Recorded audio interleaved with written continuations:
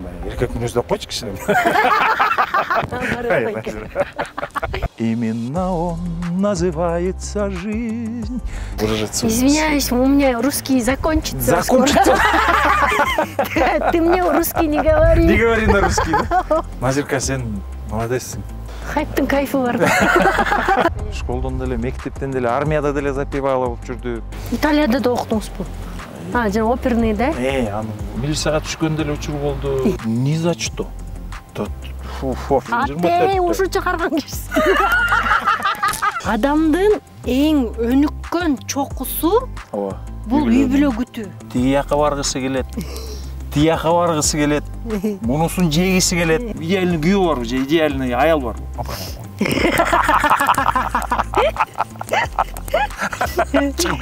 Болду айтсам жетти. Окуш чыгып кетпесин.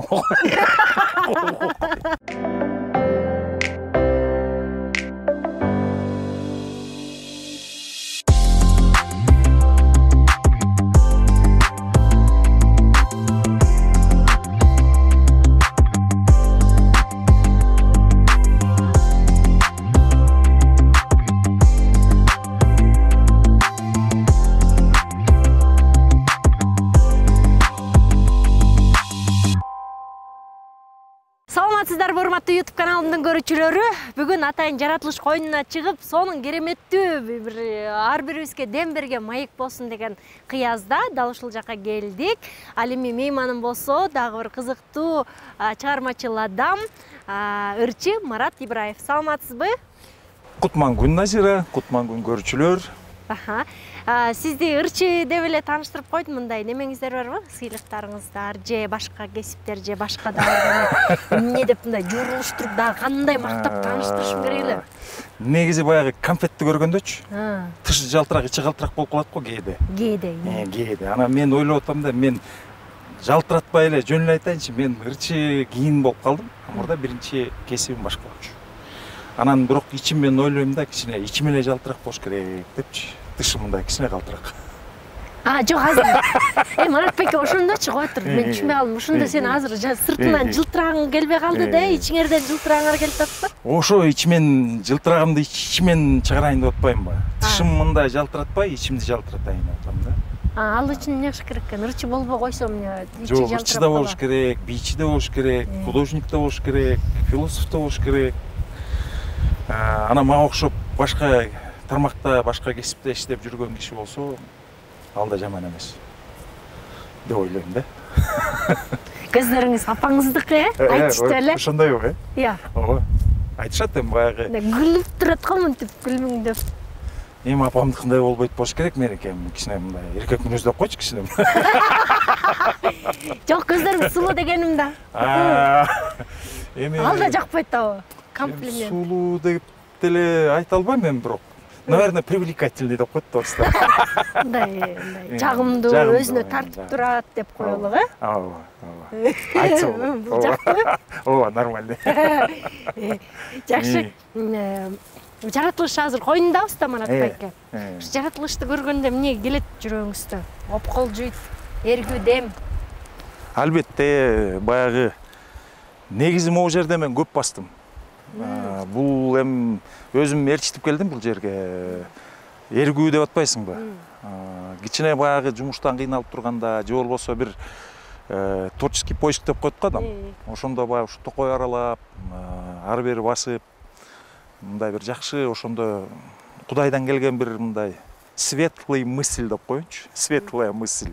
Кыргызча кандай деп айтайын аны? Жарык ой. Жарык ой, ошондо жарык ой. Жакшы ойлор келет. Жакшы ойлор келет. Анан баягы кандайдыр бир башка жерден бир мындай природный подпитка деп коелучу. Ошо дем алам, күч алам, анан дальше жить охота. Жашагыңар келип калат. Жашагым келип калат. Бул ар бир эле адамга ушу тиешелүү мүнөздүү болсо керек да. Биз да жаратылыштын бир мүчөсүбүз. Анан бири-бирибизге мынтип журулушканда кадимкидей биз тияктан жанагы өзүбүз куруп алган дүйнөдөн чарчап кетет окшойбуз да. Тажап. Ызычуудан, кымгууттан, интригадан. Эми албетте жашоо оңой эмес да. күнүгө турмушта ар кандай бир сырлар ачылат, жолдо бир кызыктуу нерселер болот. Анан эми баягы приключения катары карасаң, аны турмуш интересный деп койсо болот.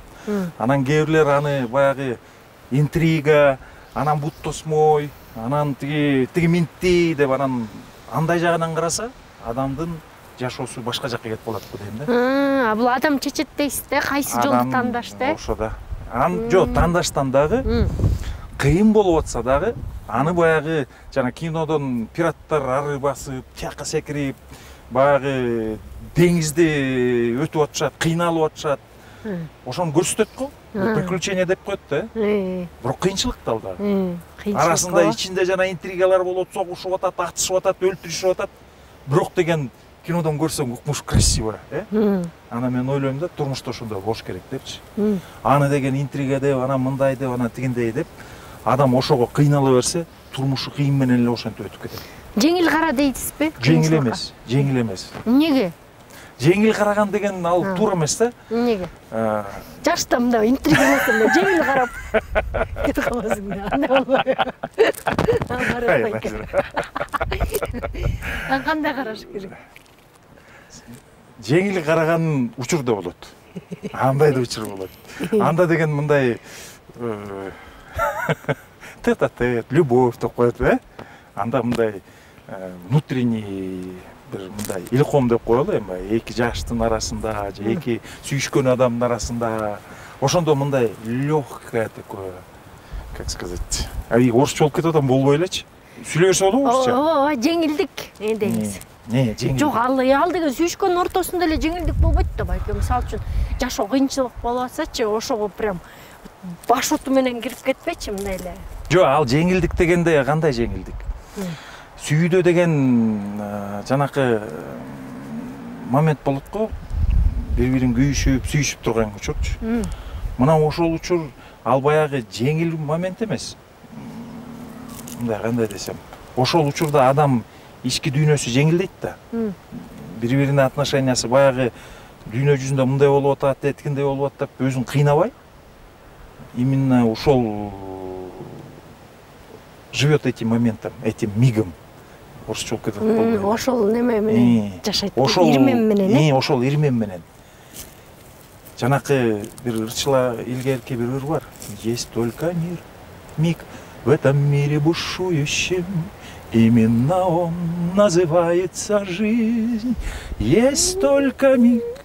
Давай и дальше кетет, эми ырдабай эле коелу аны. Просто мен ойлоп атам да, ошол учурдагы миг. Биз ошону менен жанакы жеңил деген сөз мен туура эмес айтып алдым окшойт, кичине мындай. Может быть, баягы орусча которгондо ошондой неметип атабы, ошондой сүйлөнүп атабы. Турмушта эми баягы ошондой моменттерде кыйнабай, тегеректи кыйнабай, бир кандайдыр жанакы ырдагыдай, жанакы ошол учур менен наслаждаться деп кантип айтсам? Рахаттанып. Ошол учур менен рахаттанып жашоо, өзүңдү өзүң кыйнабай, мындай эле, анан тигиндей эле дебей, баягы көрчү, орусча ойлорду кыргызча которгондо башкача болуп калат экен да. Все-таки русскомыслящие немного, как его, сложно говорить на кыргызском, выражаться. Извиняюсь, у меня русский закончится. Закончится? Ты мне русский не говори. Не говори на русский, да? Не говори на русский. Марат байке, мындай да? Эки ушу салмактуу, атактуу адамдын улу болушчу, бул сизге мындай чоң жоопкерчилик жүк болгон жокпу же тескерисинче сыймык болду, жеңилдик болдубу жашоодо? Бообек Ибраев менен Гүлсүм Мамашеванын уулу да бул дегендей. Жок, андай жеңилдик болду. Чыгармачылыкка киргенде мен кечирээк кирдим да. Кечирээк кирип, анан баягы жаштар чыга алып атканда меники мындай кичине жеңилирээк болуп калды го дейм да, анткени эми баягы чыгармачылыкта мен атамдын да, апамдын да окуучулары, ошол кишилер менен иштеп жүргөн кишилер колдоп коюшту да, десе болот, колдошту деп. Анан бирок адамда эчтеке жок болсо кантип колдошот? Бирдеме болуш керек да колдош үчүн. Талант болуш керек. Эми баягы чымыны болсо кичине баягы көңүл бурушат. Анан чымы жок болсо кандай неменин баласы болбосоң да койчу бул келес экен деп койбойбу же тиги болбойт экен, эми эчтекеси деле жок экен деп койбойт. А мен ойлойм да бул эми баягы жоопкерчилик чоң эле. Мындай кишилердин баласы болуш. Баланчанын баласы мындай болуп кеттир дегеш үчүн болгон эрежеге мынтип кыйналып жүрөсүз да. Эми болбой өзүң чыгып алдың дейт да апамчы. Өзүң чыгып алдың. Эми баягы өзүңө да уят болбо, атаңдын да атын, биздин атын да эми баягы Бугаба деди. Баягы колдон келишинче туура жол менен баштаган. Эми апамды мен башында киргенде эле айткам. Эми мен чоң жигишмин. Эми баягы тияк бияктан мени баягы юбка кармап жүрөт деп сөз болбосун коркуй. Неме жок, тияка бияка мындай анан тигиндей деп мен өзүм жолбосом. Чыгармачылыкка кирдим, өзүм кирдим. Ошондуктан баягы как взрослый человек. Чоң кишидей. Чоң кишидей болуп эми баягы акыл эсим ордунда, ойлогон максаттар бар. Анан керек болуп калса мага бир мындай совет. Кеңеш. Колдоо. Келем. Анан кээде сүйлөшүп калабыз. Апам кадимкидей ичинен неме болот баягы. Мурдакы заманда эстеп эле кээде баягы айтып калат. Тиги биз чогулуп алып эле бүт чыгармачылык жөнүндө сүйлөшчү эле дейт. Илгеркилерчи. Анан үйдө деле атам менен сүйлөшкөндө баягы эле чыгармачылык. Үйгө келишет. Тиги мындай, бул жерде момундай постановка болду, анан тигиниси мындай болуп калды, анан мунусу мындай болуп калды эле бүт эле чыгармачылык жөнүндө. Анан кээде ошо жетишпей калат го, мен келгенде кадимкидей ачылып экөөбүз анан чыгармачылык жөнүндө сүйлөшүп калабыз. Анан сагынат. Эми иним менен, келини менен жашайт эми, бирок иним мындай бизнесмен да. Ал кичине мындай чыгармачылык адамдарды көп мындай аралашпагандан кийин эми сүйлөшө албайт да ал жөнүндө. Эмне сүйлөшөт? Мен келгенде тигини муну сүйлөшүп калат. Анан мына жакында эле кезиккенде ошо Назира менен ушундай интервью алды. Жакшы болду деп аябай сүйүнүп жүрөт. Чындап сон болду. Мен катталуучуларыма да аябай жактанан уулунан дагы алып койсоңуздар деген сунуштар келди эле. Анан көрөрмандардын сунуштары менен, өзүмдүн каалоом менен албетте сөз сизди канчадан бери чакырып жүрүп. Ушул бүгүнкү маекти куралы деп чечтик. Атабыз жөнүндө айтканда, режиссер да аябай катуу, ар бир талапты катуу койгон, жумушунун майын чыгарган адам дешет да. А үйдөчү силерге тарбияга да кандай катуу эле? Мен кичине чоңураак кезде келип калдым атамдын колуна. Армияны бүткөндөн кийин келип калдым. Ошондуктан биз баягы эркекче сүйлөшчүбүз да. Мындай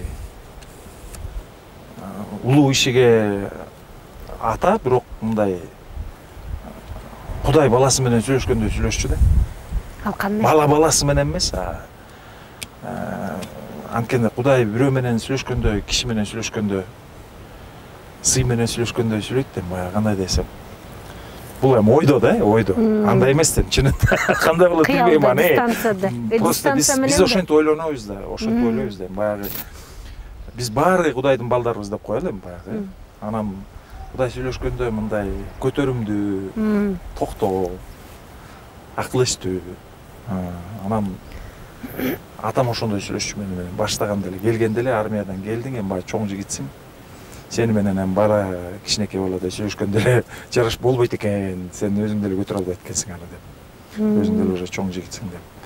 Ошондуктан атам менен сый сүйлөшчүк. Бирде мага кыйкырып же болбосо бирдеме мындай катуу айткан болгон жок. Акыл эс, балам. Анан кичине мындай рядтан чыгып баратсаң, балам, тиягыңды ойлонуп көрчү эле деп койчу, болду. Ошо катты ичип керек.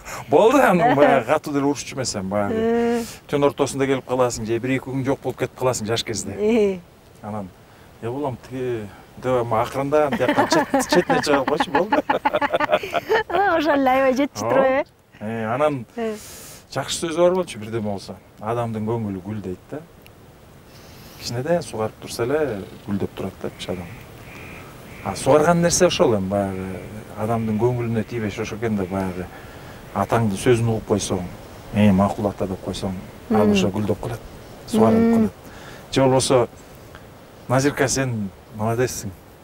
Жакшы мындай чынында бул передачаларды көрүп мен билбеп турмун мурда ушундай өзүңдүн YouTube каналың бар экен. Эми баягы жакшы иш кылып атырсың да. Анан бул деле мына сугарылма да. Сага ушундай нерсе бирок чын жүрөктөн айтылса, ичиңен сугарылып каласың да. Ооба. Анан бизге адамдар кошо жетишпейт да кээде. Анан чыгармачылык адамдарга көптөргө ошол жетишпейт.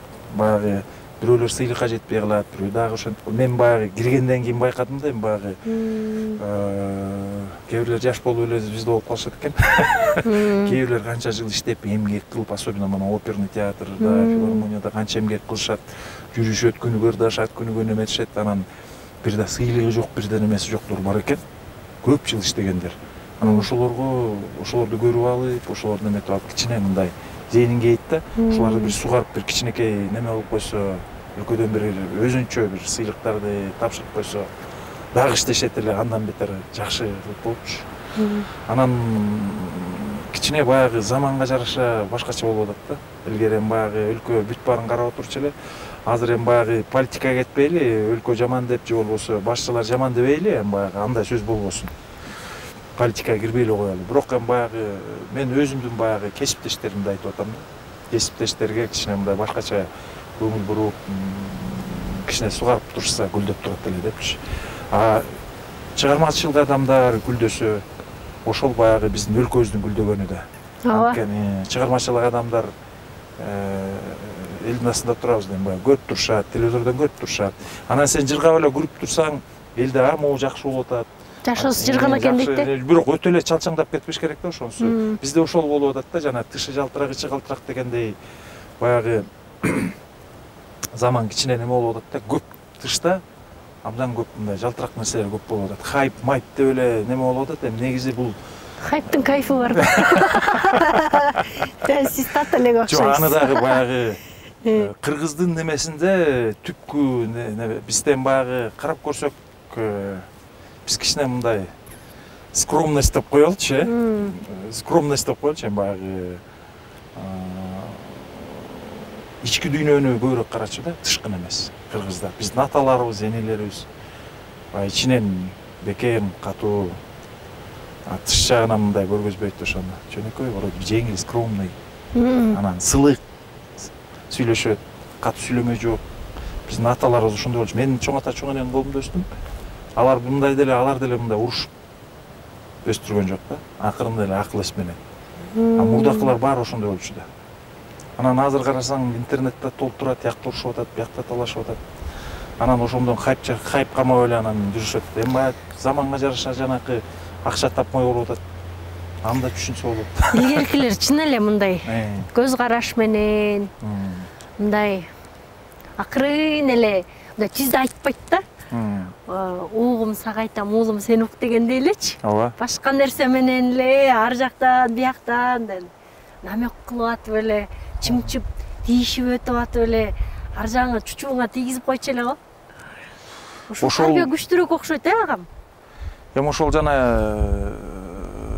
ички дүйнөсү мындай тунук, ички дүйнөсү бекем адамдар тышында аябай сылык болушат да, наоборот.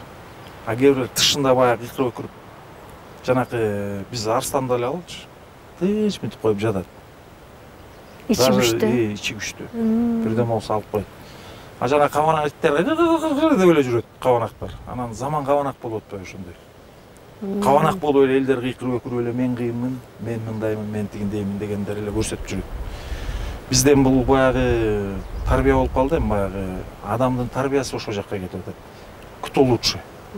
Ким кыйыныраак, кимде байлык көбүрөөк, мындай бири-бири менен неметишмей да. Биз бири-бирибизге тастыктап мен кыйынмын деген нерсени чыгара албай сүзүп атат окшойт да. Чын-чынына келгенде балким өзүбүзгө өзүбүз ичибизде, жан дүйнөбүздө тастыктап аткандырбыз. Өзүбүз кем сезген үчүн ошентип үнүбүз өктөмүрөөк чыгып аткандыр. Балким андай деле болушу. Бул чоң философияга кирип баратабыз да. Жакшы да. Философия негизи бул сразу баягы материалистический диалектикага кирип баратабыз да. Что первично, дух или материя деп чыгат да анда. Сразу. Что дух или первично или материя. Ана замал азыр материалистическое время болуп атпайбы? Материя первично болуп атат. Тилекке каршы.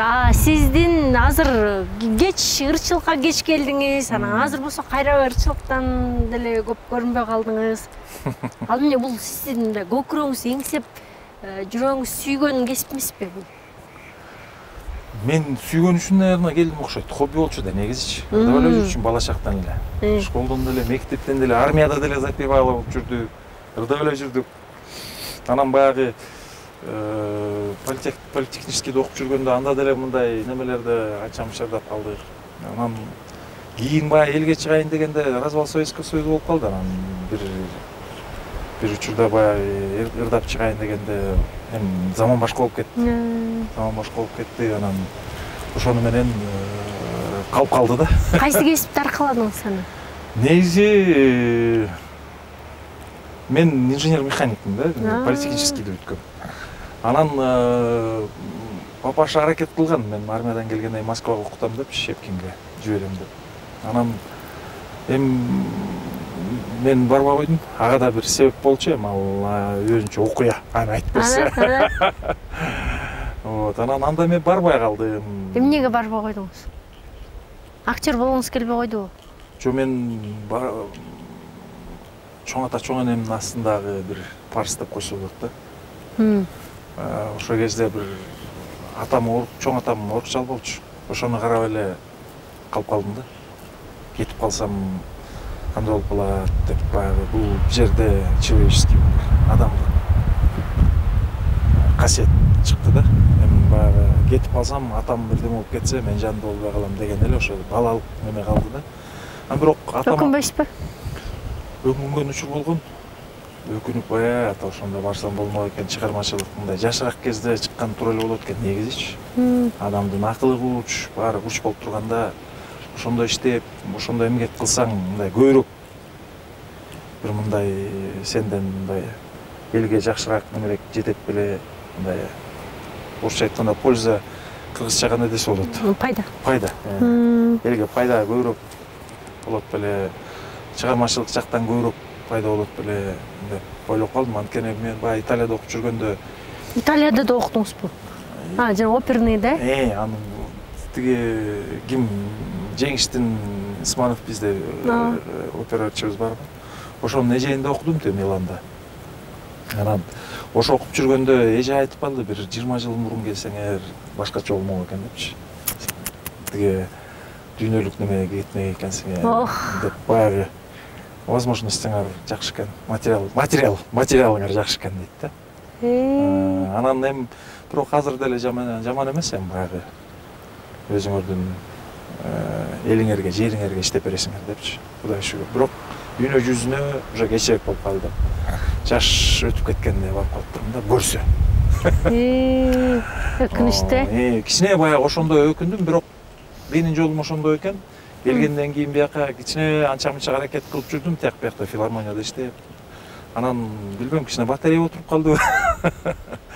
Балким акча керектир эркек кишиге, үй бүлө багыш керек. Эми алдабы. Үй бүлө багыш керек. Тандоо болуп калды ошол жерде. Тияка иштеп калышым керек, же болбосо Италиядабы? Жок. Немеде, филармонияда? Филармонияда каламбы же жана башка тармакта иштеп жүрбөйм дагы. Анан ал жерде иштейинби деген ошо тандоо болуп калды. Анан материя утуп кетти. Бул жерде мына жана дух материя деген ушул жер выбор болуп калды. Философияга келгенде. Көңүлүңүз ыйлабай эле ырдагым келип атат, элге чыккым келип атат, сахнаны сагынып атам. Ошо жанакы бир жагынан жана YouTube канал болуп, кечине баягы ой, Facebook, Instagram заманында жакшы экен. Ырдагым келгенде кээде баягы мындай телефонго ырдап туруп эле салып коем Facebookка. Баягы аябай эле жаман болуп баратканда. Ушундай сон талант көмүп койбосоңор деп ойлойт элем да. Эми баягы ойлойм, дагы эле иштейбиз го дейм.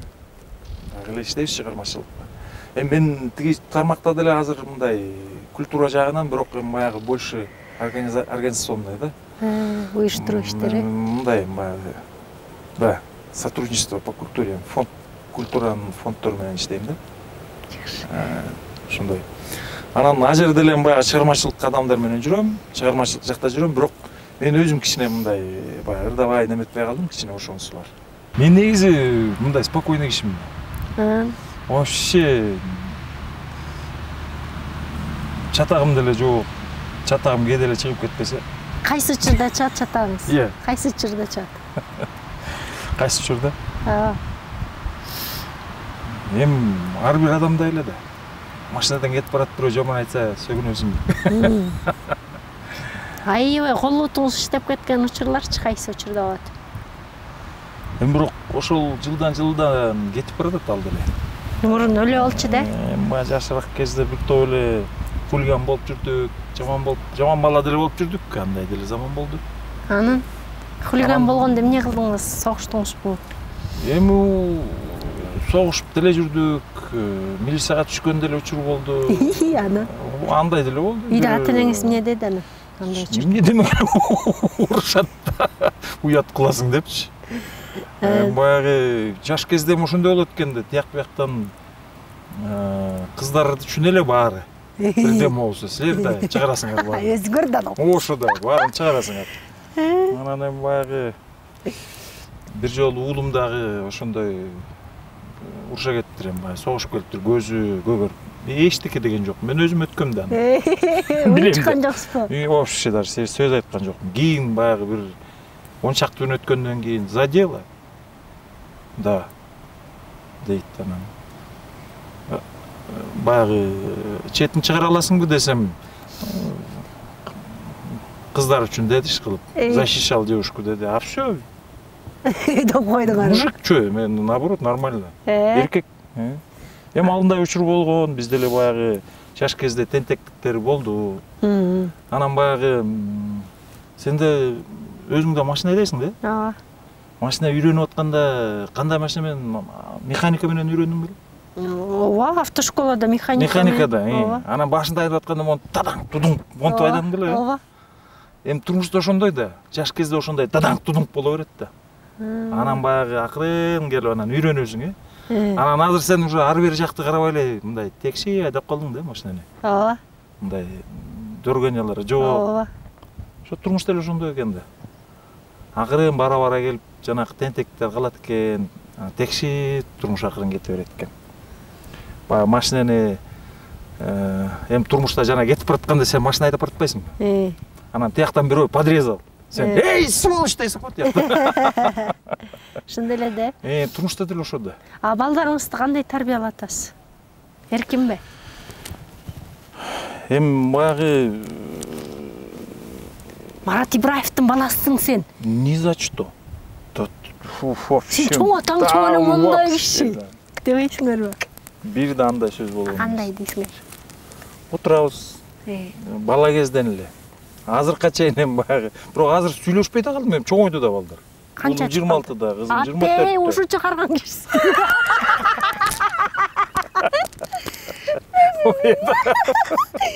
Айың. Бача. Жапшаш элем.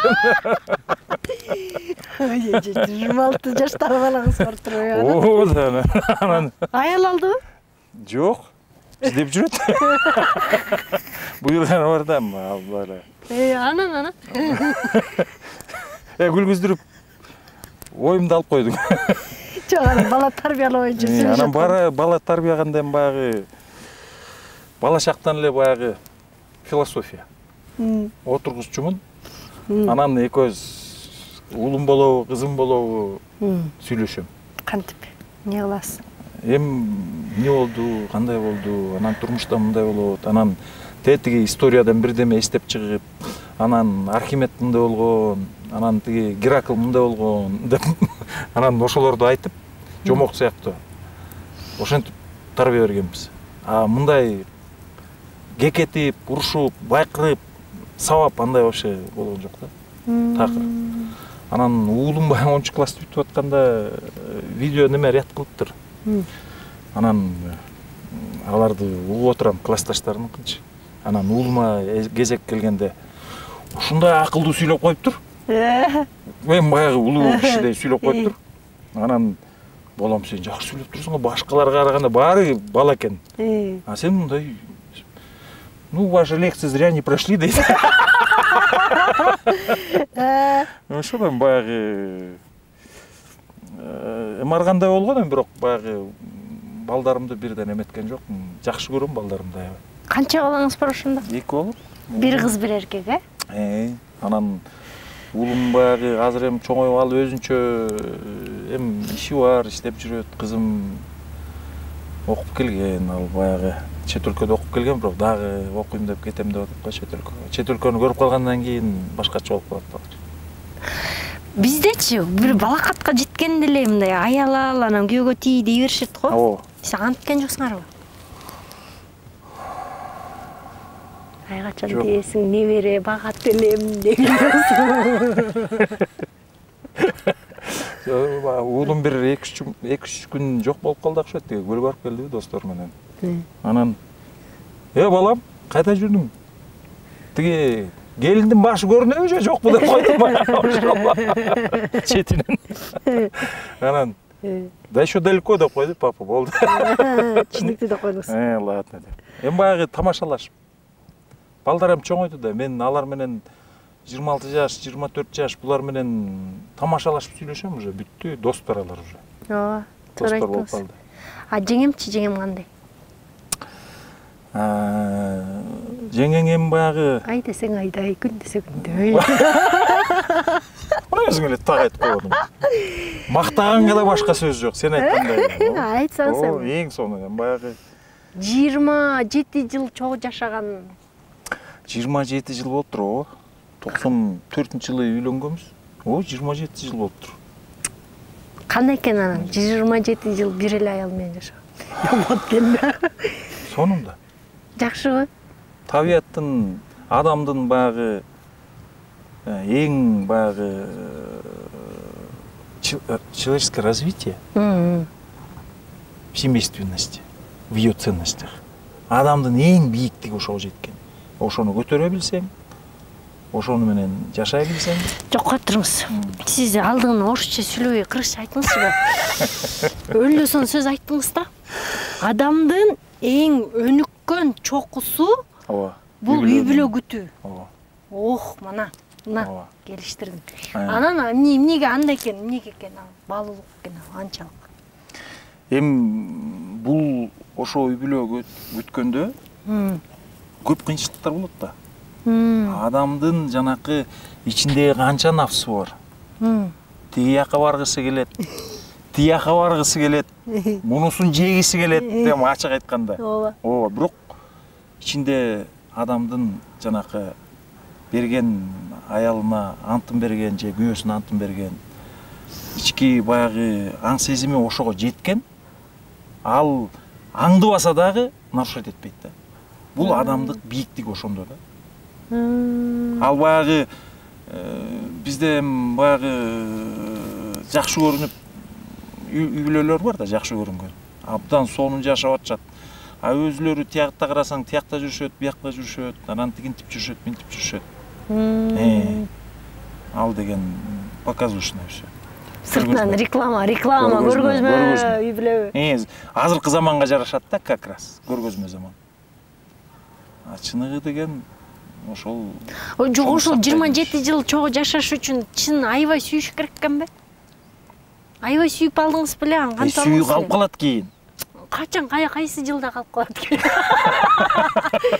Аппетитин бузбаңыз, жаңы эле пайда алып келатканда. Үй бүлө күтүү, мындай табитимди. Жок, ал жанакы ошо сүйүүнү калтырыш үчүн эмнеге жанакы адамдын эң бийиктик жетишкени деп атам. ошо аң сезими менен, өзүнүн түшүнүгү менен ошону көтөрө билиш, ошо сүйүүнү кармай билиш, ошол да бийиктик.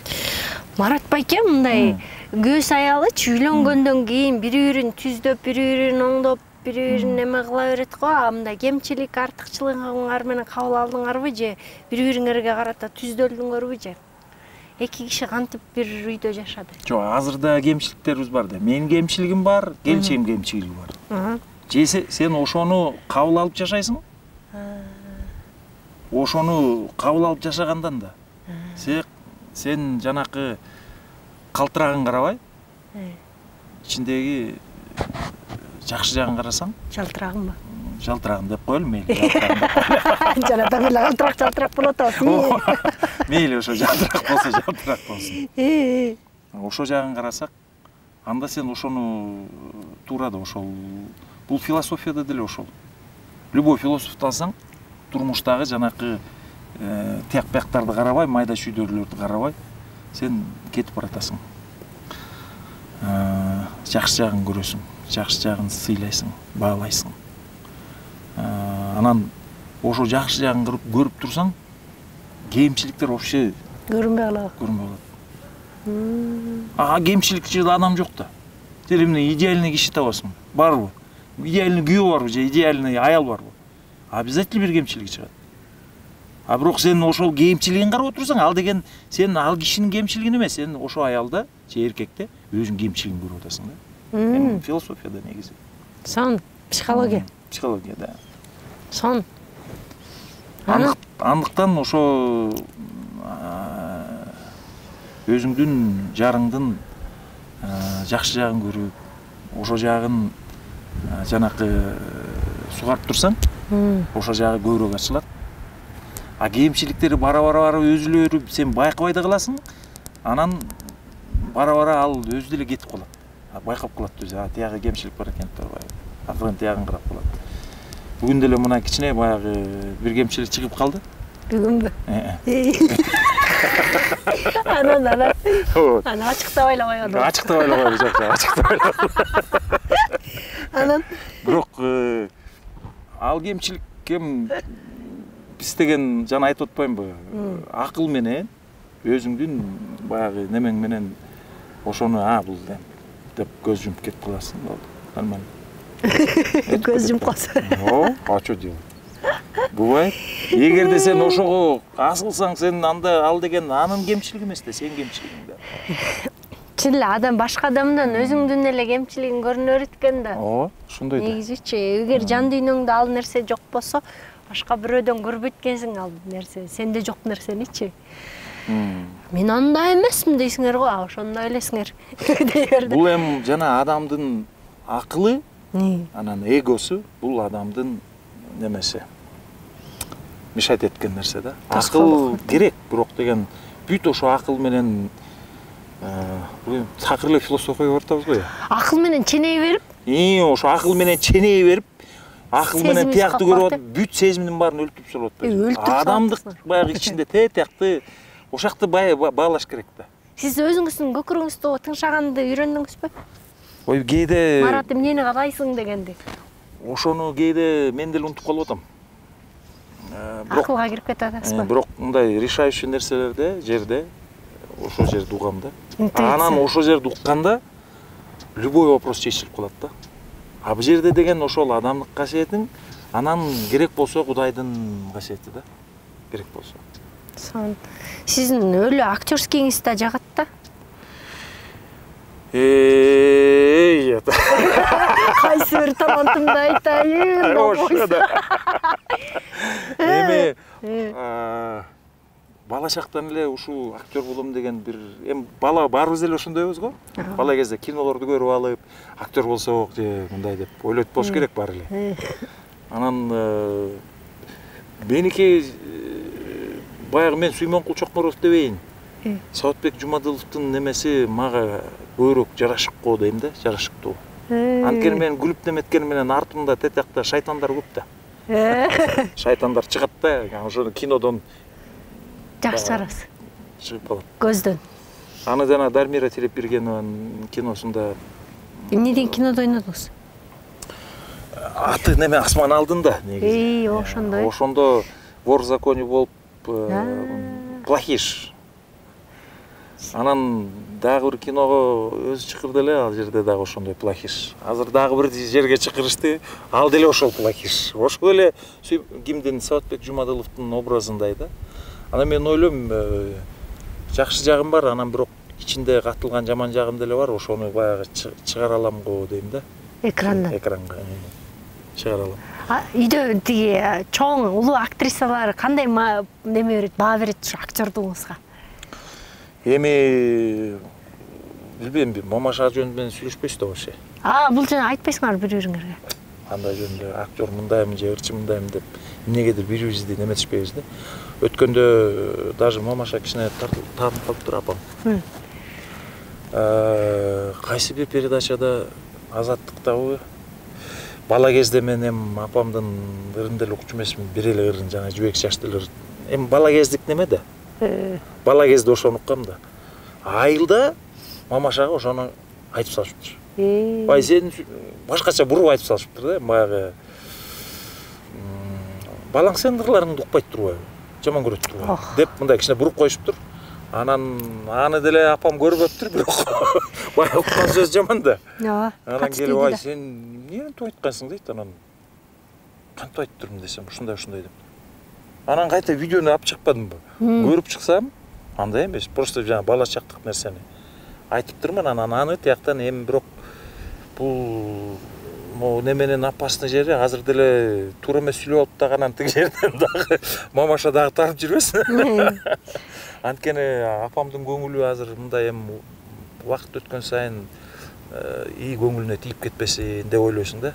Анткени биздин немебиз ошол да, бакканыбыз ошол, көңүлүнө тийбеш керек да. Көңүлү ачылып болуп туруш керек. Жанакындай жакшы жак менен сугарып туруш керек. А мындай сөздөр тем более баласынан укканда албетте неметет. Катуу тиет да. Катуу тиет да. Чынын айтканда мен могу интервью бербейм деп коюп эле кайта чыгып алат экенсиң. Ошондор келгенде эле ушинтип. Макшан жакшы кыздарбы? Ошодо. Жакшы сүйлөп койсо эле алданып каласың. Эмнеге интервью бербейм деп качасыз? Эми баягы кичине чыгармачылык немеге чыкпай калдым да, баягы сценага ырдабай калдым, неметпей калдым. Анан айтып бергенге жаңылык жок болсо эмне чыга берип эле жалтыратып бересиң өзүңдү. Карачы, мен канча жаңылык чыгардым, сурудум сизди. Эми ойлойм да, эми адамда бир жаңылык болсо, анда чыгып мындай көрсөтсө болот эле дегендейчи. Анан бирок азыр бул жерде жаңылык жөнүндө эмес, эми могу жаратылышта мындай өзгөчө неме болот да, мында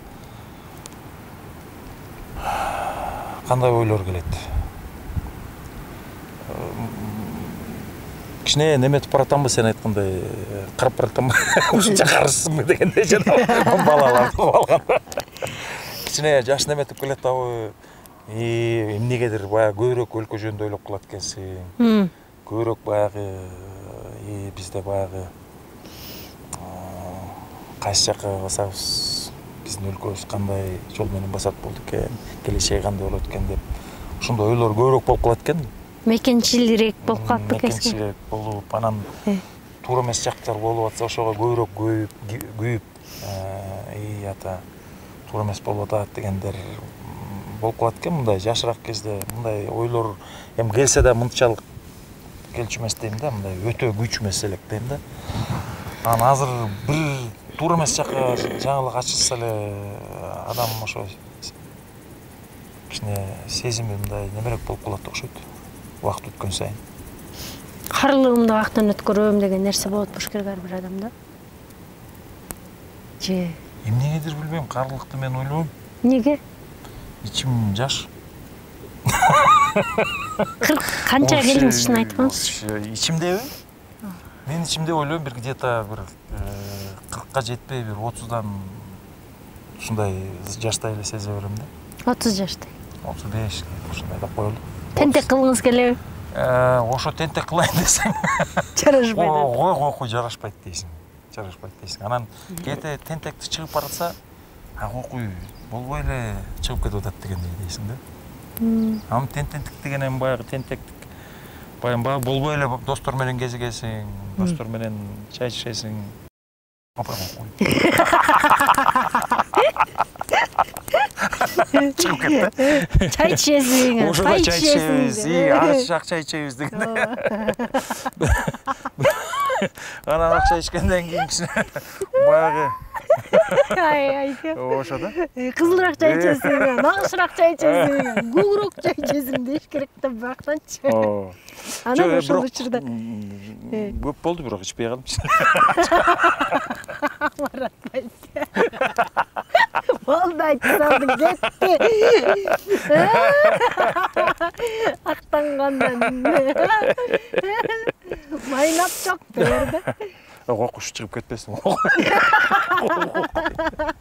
Биз деле эми мындай деле катуу ичкен заман болбой, учур болгон жок эми. Биз эми баягы эле катары эле достор менен чогулганда, тиякта. Эми албетте майрамдайсыз, мен деле майрамдайм, анын эч уяты жок. Баягы убакыт өткөн сайын балдарың чоңойгондон кийин уяла баштайт экенсиң. Уяла баштайт экенсиң. Мас болуп келгенденби уяласызбы? Мен балдарыма бала кезимде көрүнгөм, кийин качам да. Вообще көрүнбөгөнгө аракет кылчумун. Ичип балдарыңызга көрүнгөндөн качасыз. Бирок бир көрүнүп алдым, ошондон жаман уялып, мас көрүнүп алдым балдарыма депчи. Кандай сонунатасыз? Мас эмес, кызуу болуп, анан мындай көңүлүм кичине ачып калат экен. Балдар кандай тарбия деген ал ошондон өзүмөн да. Үлгү көргөзмө. Анан мен атамды кызуу вообще көргөн эмесмин. Чын элеби? Вообще бирде жолу көргөн эмесмин. Ал да көрүнчү эмес белесизби? Эми жашыраак кезде мен тиги гүлдү чоңойтуп калдым да, чоңойтом. Анан жашыраак кезде тиги эним, эжем балким көргөндүр, анан мен бирде жолу көргөн жокмун.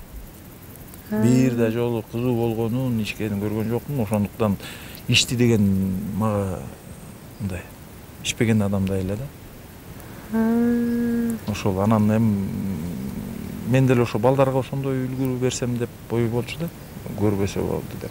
Бирок бир-эки жолу көрүп калышты ошо. Ошо чоң арман болду. Ошо чоң арман. Андан башка арманым жок деп койсузбу? Ошо эми баягы балдар үйлөнүп, жайланса, ошондо бир баягы ким билет. Жок, бирок убакыт өткөн сайын куда баягы жора жолдоштордун кудаларын толушуп, тияк-биякта жүрөсүң да. Анан алар кудалары менен тияк-биякта баягы жыргап атса, ушундай да заман келет турбайбы депчи. Кыялданып каласыз. Кээде уялданып коем, кудалар менен баягы сыйлашып, ошондой кудалар баягы насип болсо экен депчи. Баягы бири-бирибизди сыйлашып, тил табышып дегендейчи. Балдарыңыз чыгармачылыкка үндөгөн жоксузбу? Кызым бийлеп жүрдү. Танцевальный группаларда жанакы, анан гос танцевальный бала кезде. Анан жанакы кийин жана современный бийлер бар го, поппинг, анан да бирдеме дегенде ошондойлор менен соревнованияларга барышып, Казакстан бир жакта жүрүштү. Кийин анан окууну бүткөндөн кийин токтотуп койду кызым. Ал тиги Кипрге кетти, ал жерде уже ал азыр уже чыгармачылыгы неме да, дизайн интерьери. Бирок ошол жактан чыгарат да. Бүт чыгармачылыгын ошол жактан чыгарат. Уулум болсо негизи журналистика десе болот, эми ал баягы массовый коммуникация бүткөн тиги аутсаны. Анан ал жерден журналистика жагынан кичине мындай неме кылып жүрдү. Башында 5-каналга кирип, мындай кичине практика өтүп, бирок жакпай калды окшойт. Таштап койду. Ал тиги бизнес жагына кетип калды, эми бир компаниянын директор по корпоративным связям деп койбу ошондой. Жакшакта иштейт, ал өзүнчө. Бирок ал жерде эле баягы тил билген үчүн мындай жанакы компаньондор бар, Испания, Италия, ошол жакта компаньондор бар, Казакстан, Россия. Ошолор менен неметип, анан жакшы көрөт компаньондор. Грузияга чакырып, Грузияга барып келишти. Тиги бир кайда барып келди? Гоа, ушундай чакырып баягы компаньондор. Ал эми баягы чыгармачылыгы ошол жакта кетип атат да, анака. Марат байке жана таксекирдиң го? Балдарыңды жанагындай Марат Ибраевдин баласысың деп өстүргөн жокмун десеңерчи. Силер ушул нерсе көкөңөргө көк таштай тийгендей да. Белгилүүлөрдүн баласы болуп. Тыйылып өскөндөй Эми болуп. мен өзүмдү андай сезбейм да. Мен өзүмдү баягы атам деле жылдыз же энем жылдыз, анан мен өзүм жылдыз деп андай ичибизде мындай сезим болгон эмес да. Жөнөкөй экенсиңер да, может ошондо. Ким билет эми баягы аны мен айта албайм. Жөнөкөй эмеспиз ичибизде. Акыл эс бар, неме бар, бирок деген мындайга маани бербайбыз да. Сон. Немечи мындай бетке чапкан эженин мүнөзү барбы сизде? Ачык айтса. Жеткизгенде. Жеткизгенде мен деле жеткизем. Чучука. Чучука мен деле жеткизем. Анча-мынча тиякта кыялдар көп эле. Тияктан школда атаман болчумун, армияда неме болуп жүрдүм. Анча-мынча эркектик мүнөздөр бар. Чыгып кетет ал баягы, болбой элечи. Бирок мен ойлойм баягы өзүм неме боюнча токтоо эле болушум керек депчи, мындай. Токтоо элем, бирок тияктан мындай чукуганда чыгып кетет да. Атырла жана пружинадай да. Сан Марат байке. Анан бирок адам ошо өзүнүн кемчиликтерин оңдоп жашай билсе, анда ошо адамдын касиеттиги ошо экен да. Кемчиликтер болсо ошону оңдой билиш же токтото билиш. Кемчиликтер бар да. Артыкчылыгын арттыра билиш. Артыкчылыгын элге чыгарыш. Кеч болсо да жанакы айткандай кичине кечирээк чыгармачылыкка чыктым ал баягы.